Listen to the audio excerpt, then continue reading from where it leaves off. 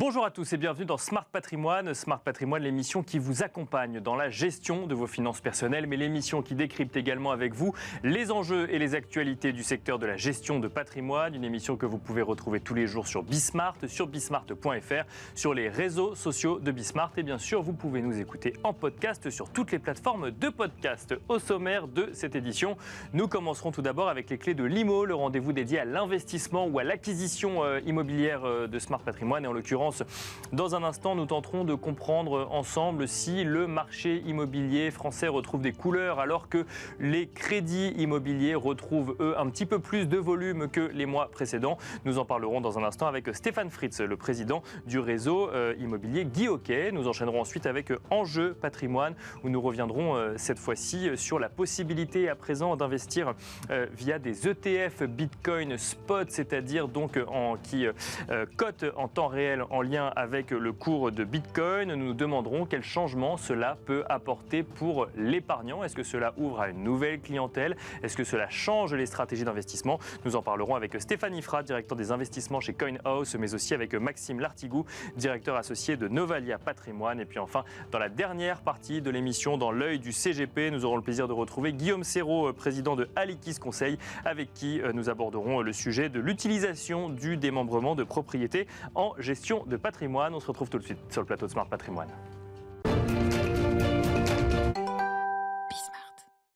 Et c'est parti pour les clés de l'IMO, le rendez-vous dédié à l'investissement immobilier ou à l'acquisition immobilière de Smart Patrimoine. Aujourd'hui, nous allons tenter de comprendre toujours comment reprend ou ne reprend pas ce marché immobilier en France. On constate qu'il y a un peu plus de volume en ce qui concerne les crédits immobiliers, ou en tout cas les intentions de crédit immobilier. Est-ce que cela se traduit concrètement dans le marché immobilier en France aujourd'hui? Pour en parler, nous avons le plaisir de recevoir sur le plateau de Smart Patrimoine Stéphane Fritz. Bonjour Stéphane Fritz. Bonjour Nicolas.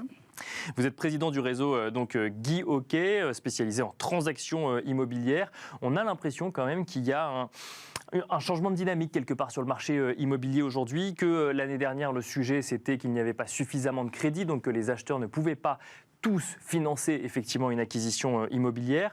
Il y avait un sujet de niveau de taux et un sujet de finalement de possibilité d'avoir accès à un crédit. Aujourd'hui, là, début avril 2024, on a l'impression que sur le sujet crédit, les vannes se rouvrent un petit peu. Alors, je dis un petit peu, mais en tout cas, il y en a un petit peu plus qu'avant. Est-ce que cela vient donner une nouvelle dynamique au marché immobilier ou c'est trop tôt pour le constater encore? Alors déjà, il faut recontextualiser un petit peu la situation de 2023. Ce qui s'est passé, c'est qu'on était sur un marché anormalement boosté, notamment par des événements malheureux comme les décès ou les divorces, et puis aussi l'envie de verre suite au Covid. Oui. Aujourd'hui, on est arrivé jusqu'à 1 200 000 transactions en 2021. Et on arrive aujourd'hui, on réatterrit aux alentours de 900 000 transactions. C'est à peu près ce qui va se passer en 2024. D'accord. En tout cas, vu la dynamique aujourd'hui. C'est le marché de la démographie française, en réalité. C'est le marché des naissances, des mariages, des mutations, des décès, des divorces. Ce sont les 5 faits aujourd'hui. Et peut-être une envie de verre encore, qui est encore présente aujourd'hui. Et on arrive aux alentours de 900 000 transactions. Donc aujourd'hui, il y a eu un atterrissage de 2021 à 2024, si je comprends bien, c'est ça? Un très gros atterrissage. On revient à une normalité, en fait, du marché aujourd'hui de l'immobilier, dans l'ancien en tout cas. D'accord. Donc il y a cette situation-là. Les taux aujourd'hui se stabilisent, mais 4%, ça reste un taux acceptable. Seulement, ça a fait sortir un certain nombre d'acheteurs, les primo-accédants, les ménages les plus faibles aujourd'hui, pour le logement. Ce qui explique aujourd'hui qu'on revient plus à l'équilibre. Tous ces faits-là de 2023 ont créé un certain attentisme, y compris des acheteurs et des vendeurs contraints. Et aujourd'hui, les acheteurs et les vendeurs contraints sont en train de revenir sur le marché.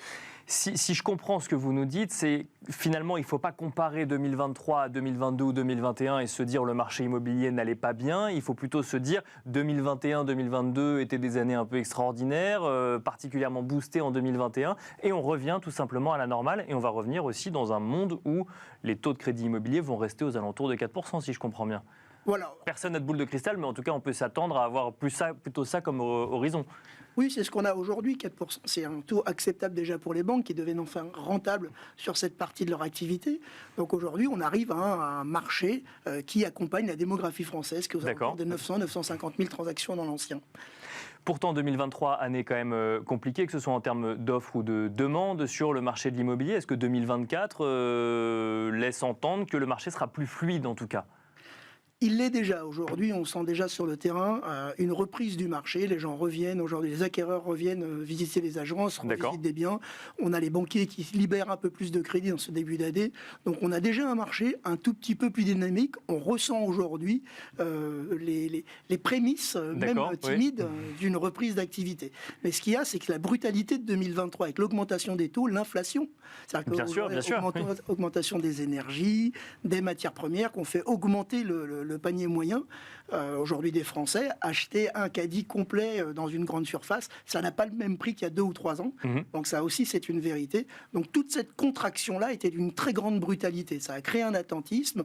Aujourd'hui, les choses se libèrent à nouveau. Les gens reviennent à ce qui est contraint, un marché contraint en réalité d'achat, de vente dans la transaction, au moins dans l'ancien. Comment expliquer qu'aujourd'hui ce marché se libère un petit peu? C'est essentiellement un sujet d'accès au crédit, c'est un sujet d'acceptation d'un nouveau contexte économique.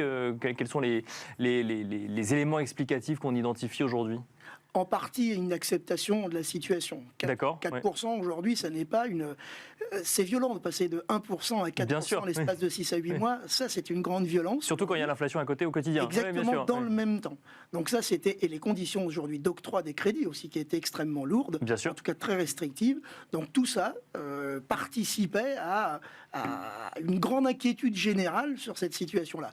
Après, les gens savent aujourd'hui que la temporalité de l'achat d'un immobilier, elle est de 7 à 8 ans minimum, mais c'est un crédit sur au moins 25 ans. Bien sûr, en tout cas pour les primo-accédants, oui. Exactement. Donc on continuera aujourd'hui de faire des plus-values, même légères, sur l'immobilier, car les prix, on constate encore en ce moment, ne cessent d'augmenter ou alors se stabilisent à peine. Les prix, justement, parce qu'on entendait en 2023 qu'il y avait des prix à la baisse, qu'on avait passé la barre psychologique des 10 000 euros du mètre carré à Paris notamment. Puis en fait, quand on regardait dans le détail, on se rendait compte qu'il y avait des disparités assez fortes sur le territoire, qu'il y avait des baisses plus modérées par certains endroits, plus fortes à d'autres endroits, et on entendait l'espoir de se dire ça va repartir en 2024, en 2025 ou autre. Là, c'est ce que vous dites, c'est globalement on peut voir des prix qui repartent à la hausse et donc qui vont amener plus de vendeurs sur le marché potentiellement. Alors aujourd'hui, on a un observatoire chez Guy Hockey qui prend non seulement nos 32 000 transactions, mais également toutes les plateformes aujourd'hui, ce qui nous donne le portail le plus exhaustif. On constate une stabilité des prix, un léger recul, bien sûr, parce que évidemment dans les villes moyennes ou dans des zones rurales, on va retrouver avec des baisses de prix à 2 chiffres. Mais de la même manière, on va retrouver à Paris ou même à Annecy, je pense, ou à Antibes, où on se retrouve carrément avec des hausses de prix à 2 chiffres. Et au global, vous constatez que ça reste ISO quelque moins part. 3%, ce qui n'est pas significatif aujourd'hui sur un prix. Et ça, vous anticipez que dans un environnement plus stable, alors effectivement avec des taux plus élevés, mais un environnement plus stable, on pourrait avoir un mouvement à l'inverse sur les prix qui resterait similaire ou qui pourrait continuer sa progression comme on l'a connu les années précédentes quand on avait des taux à 0 ou 1%? Alors c'est vrai qu'à chaque fois qu'on donne une aide à l'acheteur, elle va directement dans le prix. On explique aujourd'hui que des taux à 1%, on a pu les retrouver dans le prix. Mais il y a aussi un autre fait, c'est que les gouvernants, jusqu'à maintenant, n'ont pas fait d'efforts sur la construction. On voa bien qu'il y a une divergence de point de vue entre l'écologie et la construction, ce qui fait qu'aujourd'hui, on a le secrétariat général à planification écologique qui dit 200 000 logements neufs à construire par an pour accompagner la démographie. Et ensuite, vous avez tous les rapports successifs qui disent 4 à 500 000. Donc, comme on n'a pas suffisamment construit, on n'a pas suffisamment d'offres. Le ministre vient d'en parler. Bien sûr, oui. Mais comme ils ne s'y sont pas pris suffisamment tôt, qu'ils ont déjà 3 ans de retard et que dans la construction dans le neuf, la temporalité n'est pas celle de l'immédiateté et de l'ancien. Donc, aujourd'hui, les prix continueront d'augmenter puisque nous n'avons pas suffisamment de logements par rapport à la demande. Donc avec une offre qui ne sera pas, qui ne grandira pas tout de suite. Dernière question, Stéphane Fritz, vous avez parlé des primo-accédants. C'est vrai que on a tendance quand même à évaluer la bonne santé d'un marché immobilier avec cette demande des primo-accédants qui étaient peut-être les premiers à avoir quitté le marché quand les taux ont augmenté, en lien que ce soit avec le coût du crédit immobilier, les normes HCSF ou en tout cas les conditions d'octroi de crédit. Est-ce que vous les voyez revenir aujourd'hui, ces primo-accédants ? Je le souhaite. Je souhaite qu'ils reviennent, et non pas pour nous, agents immobiliers, mais surtout pour eux. Parce qu'aujourd'hui, les Français ont vraiment beaucoup de mal à se loger. On parle des primo-accédants, mais des ménages les plus faibles également. Bien sûr. On les voit aujourd'hui arriver sur la location. On vient de sortir un baromètre de location justement pour cette raison-là. On voit aujourd'hui exploser les demandes de location, près de 66%. Et on a 34% de recul de biens mis à la location. Donc on a une vraie tension aujourd'hui sur le logement. Donc il n'y a pas le sujet que des primo-accédants, mais également les ménages les plus faibles, en ce compris pour se loger seulement. Merci beaucoup Stéphane Fritz de nous avoir accompagnés dans Smart Patrimoine. Je rappelle que vous êtes président du réseau Guy Hockey. Merci beaucoup et quant à nous, on se retrouve dans Enjeu Patrimoine. Et nous enchaînons à présent avec Enjeu Patrimoine, un focus aujourd'hui sur les ETF Bitcoin Spot qui existent depuis le début de l'année. Quels changements peuvent-ils apporter dans une stratégie de gestion de patrimoine? Pour en parler, nous avons le plaisir de recevoir sur le plateau de Smart Patrimoine Stéphanie Fra. Tout d'abord, bonjour Stéphanie Fra. Bonjour. Bienvenue sur le plateau de Smart Patrimoine. Vous êtes le directeur des investissements de CoinHouse et à vos côtés, nous avons le plaisir d'accueillir également Maxime Lartigou. Bonjour Maxime Lartigou. Vous êtes directeur associé de Novalia Patrimoine. Alors ETF Bitcoin Spot, pour ceux qui ne connaîtraient pas, s'il en est encore qui n'ont pas lu la presse économique depuis le début de l'année, Stéphanie Fra, on parle d'ETF qui réplique le cours de Bitcoin en temps réel et c'est là toute l'innovation, c'est qu'il existait avant bien sûr des ETF qui répliquaient le cours de Bitcoin, mais ils n'étaient pas spot. Là maintenant, il y a cette possibilité d'investir via un véhicule d'investissement traditionnel et d'être globalement exposé aux performances de Bitcoin en temps réel. Exactement. En fait, initialement, ça fait depuis peut-être 2 ans, il y avait des ETF indexés cette fois-ci sur les futurs sur Bitcoin. Donc, ça se comportait presque comme Bitcoin, à quelques effets un peu pernicieux des futurs prêts, qu'on appelle la base, mais peu importe. Aujourd'hui, l'avantage, c'est qu'on est directement sur un instrument qui est backé 1 pour 1 par du Bitcoin physique. D'accord. Et c'est beaucoup plus propre en termes de réplication. Dans le monde des ETF, finalement, il y a des ETF synthétiques. C'est un peu ce qu'on faisait avant. Et des ETF basés sur du physique. D'accord. Et c'est ce qui se passe aujourd'hui sur le Bitcoin. Quand on dit basé sur du physique, ça veut dire que les émetteurs d'ETF acquérissent des Bitcoins pour proposer des ETF Bitcoin Spot. En fait, au fur et à mesure que les investisseurs achètent des parts d'ETF, tous les soirs, quelque part, on fait un peu les comptes de qu'est-ce qui a été acheté, qu'est-ce qui a été vendu. Si jamais il y a eu plus de parts d'ETF qui ont été achetées que ce qui était disponible, alors l'émetteur de l'ETF va se retourner sur le marché spot Bitcoin pour acheter les Bitcoins qui correspondent à ces nombres de parts nouvelles.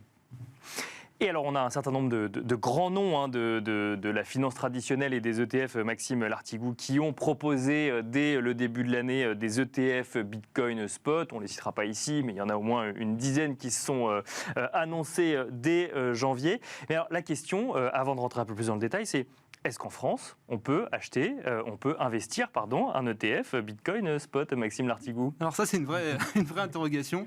Effectivement, en France, ça ne change pas grand-chose actuellement. À la différence près qu'on peut quand même en acheter via certains comptes titres. D'accord. Ça, c'est une première chose et qui est intéressant pour nos clients aussi, parce qu'on peut avoir des phénomènes de réallocation. Donc pas forcément de l'argent frais sur des ETF, mais de la réallocation au sein du contrat. Et également sur des contrats d'assurance vie, mais de droit luxembourgeois. Sur certains contrats, en France, on ne peut pas, évidemment, parce qu'ils sont basés aux États-Unis, ces ETF. D'accord. Et surtout pas dans le PEA. C'est des questions que j'ai souvent au cabinet, bien sûr que non. Mais dans certains comptes titres, donc tous les gens qui nous écoutent n'ont pas forcément le bon compte titre pour pouvoir avoir de l'ETF Bitcoin Spot. C'est encore un peu tôt aujourd'hui. Et exactement. Sinon, c'est toujours les mêmes ETF, mais sur des contrats à terme, ou des ENT, ou des ETN, excusez-moi, ce genre de choses. Et alors, comment on l'explique ça? Oui, pardon, Stéphanie Fra. Non, par exemple, si vous avez un compte de broker chez un broker américain, vous pouvez avoir vos ETF Spot chez votre broker. Mais alors, pour le coup, dans les grands noms de la finance qui ont proposé des ETF Bitcoin Spot, certains sont présents en France aujourd'hui. Comment expliquer qu'on ne puisse pas encore avoir accès à un ETF Bitcoin Spot en France? C'est en lien avec la réglementation européenne qui se met en place, ou comment l'expliquer, peut-être Maxime Lartigou? Oui, alors il y a un problème de réglementation. Et, effectivement, l'AMF a un petit peu freiné. Et on peut remarquer que, par contre, en 2019, vous vous rappelez de la loi Pacte? Oui, très bien. Ça permettait de mettre des crypto-monnaies aussi, avec un petit alinéa de la loi, dans les contrats contrat d'assurance vie. Bien sûr. Là, on se rend compte que c'est pas encore possible en France. Alors, ça le sera peut-être à un moment, mais peut-être aussi qu'on va avoir des ETF européens et des ETF français de Bitcoin. Ça peut arriver. Qui seraient créés et qui, effectivement, pourraient arriver, alors toujours pas dans un PEA, mais peut-être dans un compte titre. Exactement. Stéphane Ifra, depuis janvier, globalement, tout l'écosystème crypto et financier, et depuis janvier, que dis-je, depuis la fin de l'année dernière, ne parle que de ça, de l'arrivée de ces ETF Bitcoin Spot. Alors, il n'est peut-être pas forcément toujours évident pour un investisseur ou un épargnant français d'aller vers ce type d'investissement aujourd'hui. Pour autant, est-ce que ça a changé quelque chose chez CoinHouse dans la manière d'approcher peut-être Bitcoin, le fait que des grands noms de la finance traditionnelle fasse un pas de plus quelque part vers l'exposition à ce sous-jacent? Alors effectivement, on va vers l'institutionnalisation du marché avec tous ces grands acteurs qui finalement déclarent que Bitcoin devient un véhicule d'investissement à part entière. D'accord, oui. Oui, c'est ça, ils adoubent Bitcoin quelque part. Alors, sans adouber, même si pour le coup, le TF Spot, on va dire du deuxième, sans le nommer, émetteur d'ETF, a collecté plus qu'aucun autre ETF qui n'ont jamais été lancés par cet asset manager. Donc c'est vraiment phénoménal ce qu'il y a eu comme collecte. Alors il y a eu un peu de décollecte du plus gros acteur historique vers ces gens-là, mais il n'y a jamais eu d'ETF qui a collecté plus de 10 milliards en moins de 2 mois. Ça n'est jamais arrivé. Et là, pour le coup, c'est arrivé sur cette classe d'actifs. Donc ça a un peu validé aussi chez eux la thèse d'investissement, parce qu'ils ne savaient pas trop non plus s'il y allait y avoir une grosse demande ou pas. Donc clairement, ça joue d'un point de vue, on va dire, confiance que ça peut donner au marché. Et après, d'un point de vue flux, il y a quand même de l'argent frais, puisque depuis le lancement, il y a eu 220 000 BTC qui ont été collectés dans l'ensemble des 10 ETF qui ont été lancés. D'accord. Ça fait à peu près 17-18 milliards de dollars à aujourd'hui. C'est l'argent frais qui est arrivé, qui n'était pas là. Donc c'est quand même quelque chose d'un peu nouveau. C'est à la fois une confiance qu'on donne parce que des gros acteurs valide finalement la thèse d'investissement, et aussi un flux physique qui arrive dans le marché. 17-18 milliards d'argent frais, c'est ce que vous nous dites. Ça veut dire qu'il vient d'où? D'investisseurs qui avant n'avaient pas envie d'investir directement en crypto-monnaie et qui aujourd'hui s'exposent via des ETF. Stéphane Ifra puis Maxime Lartigoul, c'est la question que tout le monde se pose. Pour le coup, si c'est des investisseurs institutionnels, oui, ils n'étaient pas investis directement en Bitcoin. Si on parle de particuliers, là, potentiellement, c'est des gens qui pouvaient aussi acheter du Bitcoin en direct au travers des plateformes, dont CoinHouse, mais dont plein d'autres, qui certainement aux États-Unis avaient déjà investi. Mais on en voit des investisseurs institutionnels qui sont allés sur les ETF Bitcoin Spot? Pour le coup, oui, je pense que c'est déjà le cas, en fait. Alors, c'est pas forcément des gens qui, publiquement, le diront haut et fort. En plus, ça reste une petite partie de leur allocation. Donc ça reste encore une fois un investissement de diversification et non pas un investissement central. Mais clairement, il y a ces flux institutionnels qui n'étaient pas là auparavant. Maxime Lartigoul, même question. Avant de se demander qu'est-ce que ça peut apporter dans une stratégie de gestion de patrimoine, comment expliquer effectivement un tel engouement sur le lancement d'ETF Bitcoin Spot, dont je le rappelle, aujourd'hui, on peut uniquement investir aux États-Unis. Exactement. Non, je suis d'accord avec Stéphane. Je pense que le gros du volume reste sur des institutionnels. Je ne pense pas que ce soit des particuliers ou des riches particuliers qui mettent beaucoup de volume sur l'ETF. Mais on remarque quand même qu'au sein du cabinet, en tout cas, à chaque fois qu'il y a une nouvelle positive sur les crypto-monnaies, on a un regain d'intérêt, on a un regain de questions aussi, et une volonté d'investir sur nos clients, sur ce type d'ETF. Puis peut-être que pour certains aussi, il y a des barrières technologiques aussi importantes de détenir le Bitcoin en direct. Peut-être que certains sont rassurés d'une certaine manière d'investir sur des outils traditionnels dont ils ont l'habitude. Je prends souvent le parallèle avec l'investissement dans l'or. Oui, bien sûr. Exemple, vous pouvez détenir de l'or physique chez vous, dans un coffre en banque, mais aussi vous corrélez au cours de l'or via des ETF. C'est le même principe. Et c'est ça qui viendrait expliquer qu'on ait de plus en plus de demandes aujourd'hui. Est-ce que justement vous voyez dans les discussions que vous pouvez avoir avec vos clients cette idée de... Maintenant que c'est sur un ETF, en fait, ça m'intéresse un peu plus que quand il s'agissait d'investir sur une plateforme ou de posséder mon Bitcoin directement. Enfin, mon Bitcoin, une partie de mon Bitcoin directement. Non, c'est très juste, exactement. On a ces questions-là, mais pas forcément pour investir dans des ETF. C'est ça qui est drôle également. C'est aussi, maintenant qu'il y a des ETF qui existent, ça veut dire que le Bitcoin est un actif à part entière. C'est plus forcément le placement exotique qu'on pouvait voir avant. C'est plus vu comme ça aujourd'hui?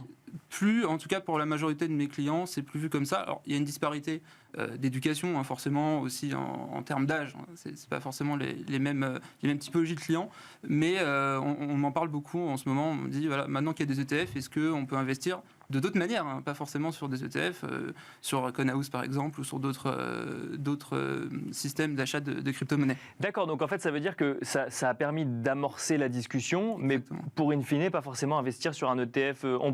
Si je prends une caricature, mais quelqu'un qui aurait été réfractaire aux crypto-monnaies depuis plusieurs années et qui d'un coup d'un seul se dirait via un ETF, pourquoi pas? Non, c'est pas ça que vous constatez, c'est simplement ça ouvre la discussion crypto et Bitcoin pour finalement y aller peut-être via d'autres voies en France aujourd'hui. Exactement. Puisque des institutionnels aussi y vont, il y a des fonds de pension américains, on sait qu'ils y vont également, pourquoi pas moi, pourquoi pas prendre le train du Bitcoin, c'est le bon moment pour certains également. Et c'est vrai qu'on voit aussi sur des clients, des entreprises, des chefs d'entreprise qui désirent réallouer une partie de leur trésorerie excédentaire, enfin tout du moins investir, parce que c'est sur du long terme, sur ce type de solution. D'accord, même les entreprises effectivement sur la partie de trésorerie, alors ça faut quand même avoir, c'est la partie sur laquelle on peut se permettre de faire des investissements, mais vont aussi chercher sur des ETF ou sur Bitcoin. On le constate chez Coinhouse également, on a des entreprises comme clients qui effectivement investissent, alors encore une fois c'est pas 100% de leur trésorerie, c'est jamais quelque chose qu'on irait pousser. Bien sûr. En tout cas c'est une petite partie de leur trésorerie. Souvent c'est des gens qui investissent en particulier. D'accord. Ce sont le chef d'entreprise. C'est pas forcément des multinationales, même s'il y en a quelques-unes. Et c'est dans un autre contexte. Mais souvent, vous avez aussi des plus petites boîtes qui vont investir parce que, en gros, le patron, il est convaincu que c'est un actif dans lequel il faut être. Donc, il en met un petit bout. Il a déjà testé par lui-même et maintenant il se dit tiens, effectivement pour la trésorerie de mon entreprise. Et souvent, on a chez nous en termes, on a le client, enfin, on a le PDG plus l'entreprise qui le dirige. Bon, et si je comprends bien, Stéphanie Fra, l'émergence d'ETF Bitcoin Spot, c'est pas une concurrence supplémentaire pour Coinhouse? Finalement, ça vient participer à faire de la pédagogie sur le sujet? Alors, pour nous, effectivement, comme les clients principaux de ces ETF sont plutôt des clients américains et qu'on n'a pas de clients américains chez Coinhouse, pour l'instant, c'est pas un sujet. Quelque part, on se marche pas sur les pieds. Et effectivement, ça nous sert parce qu'encore une fois, ça amène une lumière positive sur ce secteur parce qu'effectivement, il s'institutionnalise et donc, quelque part, il devient légitime de pouvoir investir dessus. Et je pense que le vecteur principal ou la raison principale pour laquelle les gens s'intéressent au Bitcoin en ce moment, c'est le prix. Oui, et oui, on bien sûr. Constaté historiquement. Dont certains font la corrélation avec la nouvelle justement des ETF Bitcoin Spot. Il y a un effet mécanique, c'est-à-dire que quand effectivement vous avez 220 000 BTC qui ont été achetés depuis le lancement le 10 janvier, c'est bien de l'argent frais qui est arrivé sur le marché. Oui, bien sûr. Il fallait bien trouver les Bitcoins, il fallait payer le prix, entre guillemets, pour pouvoir acheter ces Bitcoins. Dernière question très rapide, Maxime Lartigout. Aujourd'hui, même si je connais un peu votre réponse, vous êtes déjà venu sur le plateau, mais est-ce qu'aujourd'hui on peut envisager faire de la gestion de patrimoine sans proposer une solution ou une autre en lien avec les crypto-monnaies ou Bitcoin? Pour moi, c'est évidemment pas envisageable. Je pense, j'estime en tout cas qu'il faut avoir entre 2 et 5%, je l'ai répété des fois sur le plateau, de votre patrimoine sur des crypto-monnaies. Alors, dominante Bitcoin, on conseille 70%, 20% de TH et plutôt 10% d'altcoin. Mais c'est essentiel et c'est vrai que sur la construction d'un patrimoine, on ne construit pas pareil il y a 20 ans que maintenant. Et je pense que vraiment le Bitcoin est nécessaire. Merci beaucoup Maxime Lartigout, directeur associé de Novalia Patrimoine, et Stéphanie Fra, directeur des investissements chez Coinhouse. Merci à vous de nous avoir suivis. On se retrouve tout de suite dans l'œil du CGP. Et pour finir cette émission, l'œil du CGP, nous avons le plaisir de recevoir aujourd'hui Guillaume Serrault, président de Alikis Conseil. Bonjour Guillaume Serrault. Bonjour Nicolas. Bienvenue sur le plateau Smart Patrimoine. On va essayer de comprendre ensemble comment utiliser le démembrement de propriété en matière de gestion de patrimoine. Et on va essayer de comprendre un petit peu d'où vient cette notion même de démembrement de propriété, Guillaume Serrault. Alors son origine, elle est très ancienne puisqu'elle était déjà connue en droit romain. Elle a été codifiée en 1804 sous Napoléon. Et depuis une quarantaine d'années à peu près, les stratégies patrimoniales autour du démembrement de propriété se sont particulièrement développées. Il faut savoir que c'est un concept relativement simple puisque en fait, la pleine propriété peut se subdiviser en deux droits. Un droit d'usufruit et un droit de nue propriété. En fait, le droit d'usufruit permet à son détenteur d'avoir soit l'usage et les revenus d'un actif pour une durée soit déterminée, soit déterminable, ce qui en fait un droit temporaire, à la différence de la pleine propriété qui est un droit perpétuel.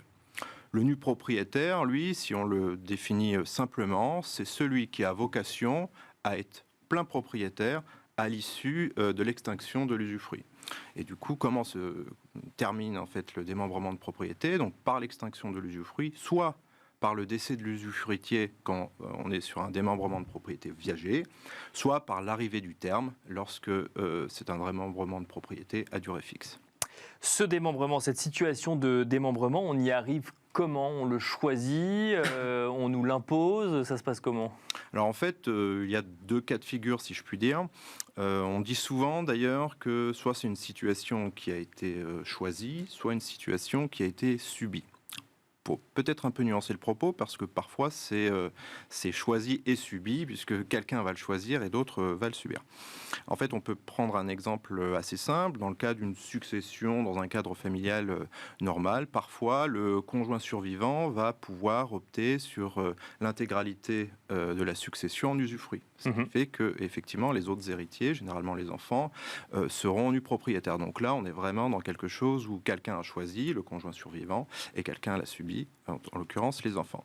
Ça peut être aussi l'objet par le défunt qui, par ses dispositions testamentaires, a désigné comme usufruitier de sa succession son conjoint et les enfants nus propriétaires. Donc là, on est des cas où on a effectivement choisi et subi. Et puis, ça peut être une volonté de l'ensemble des parties, cas très classique sur lequel on pourra revenir après. Je vais donner la nue propriété d'un bien à mon enfant. Pour qu'une donation soit valable, il faut l'accord des deux parties, celui qui donne et celui qui reçoit. Donc là, c'est vraiment une disposition choisie. Enfin, également, en termes d'investissement, se sont développés depuis plusieurs années maintenant les investissements en nue propriété, voire en usufruit sur différentes typologies d'actifs, souvent immobiliers, voire de la pierre papier. Et alors, dernière question, comment et pourquoi on envisage une stratégie ayant pour conséquence un démembrement de propriété, Guillaume Serrault? Alors, les stratégies sont multiples et variées, donc je propose qu'on vienne peut-être sur les solutions les plus courantes, en tout Bien cas, sûr, notamment quand on souhaite organiser et préparer la transmission de son patrimoine. Je reprends mon exemple. Je souhaite préparer la transmission de mon patrimoine et puis conserver les revenus d'un actif. Je vais pouvoir donner la nue propriété, par exemple, d'un bien locatif à mon enfant et conserver les revenus de celui-ci, voire l'usage, jusqu'à mon décès. Donc je prépare et j'organise ma transmission. On peut aussi le concevoir de manière transgénérationnelle.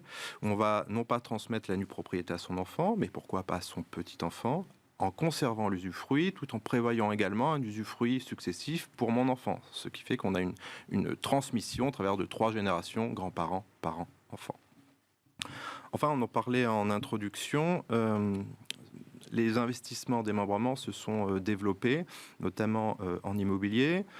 Ça permet effectivement, notamment par exemple, pour préparer sa retraite, de faire l'acquisition d'un bien immobilier en nue propriété et de n'avoir les revenus qu'à un terme plus lointain. Alors en fait, le prix de la nue propriété est forcément corrigé des revenus qu'on ne va pas percevoir. Je ne parle de correction, non pas de décote, comme parfois c'est utilisé, parce qu'il n'y a pas de décote. En fait, on valorise un actif déduit des revenus qu'on ne perçoit pas. Et on s'arrêtera là-dessus. Merci beaucoup Guillaume Serrault de nous avoir expliqué un petit peu en détail donc l'utilisation, ce mécanisme de démembrement de propriété. Je rappelle que vous êtes président de Alikis Conseil. Merci beaucoup. Merci Nicolas. Et quant à nous, on se retrouve très vite sur Bismart.